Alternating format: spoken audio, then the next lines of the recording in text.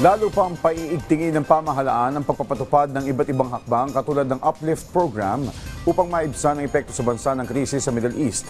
Sa harap na rin ang pagbilis ng inflation nitong Abril. Si Elijah Canlas sa detalye.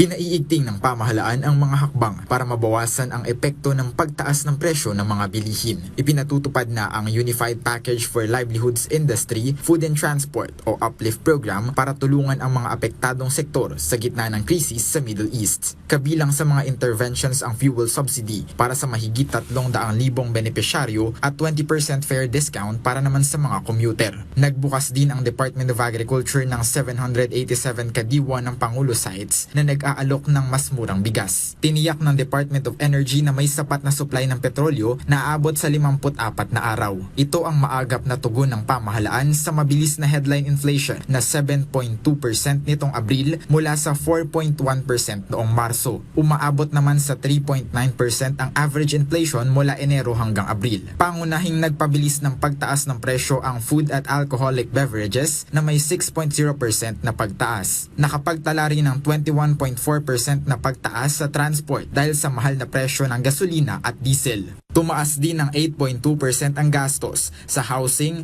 tubig, kuryente at langis. Ayon sa Philippine Statistics Authority, bigas at gasolina pa rin ang pangunahing nag-aambag sa inflation. Ipinaliwanag ni PSA Undersecretary Claire Dennis Mapa na tuloy-tuloy ang pagbabantay sa presyo ng mga bilihin. Mayroon tayong mga surveys na nangyayari. Almost daily ito, may mga items kasi tayo. For example, petroleum products, kinukolekta natin yan every Tuesday. Yung mga food, beverages, and tobacco items every Friday, and other products. So, any intervention that will have impact on the movement for the retail price are captured by the Philippine Statistics Authority. Sa gitna ng pagtaas ng presyo, malaking tulong ang mga programa ng gobyerno para sa mga Pilipino. Malaking bagay nga ang bigas na nakabili kami ng 20 tungkol sa pagmahal na bigas ngayon. Nagkuhan kami sa gobyerno nga sana malago pa nga hanggang makuha namin ng tag 20 ang kilo sa bigas para sa mga mahirap. Tiniyak naman ng DepEd ang patuloy na proteksyon sa mga sektor at seguridad sa supply ng enerhiya. Patuloy na nakabantay ang PSA sa mga posibleng paggalaw ng presyo habang gumagawa ng mga estratehiya ang DepEd para maibsan ang bigat ng gastusin ng mga Pilipino.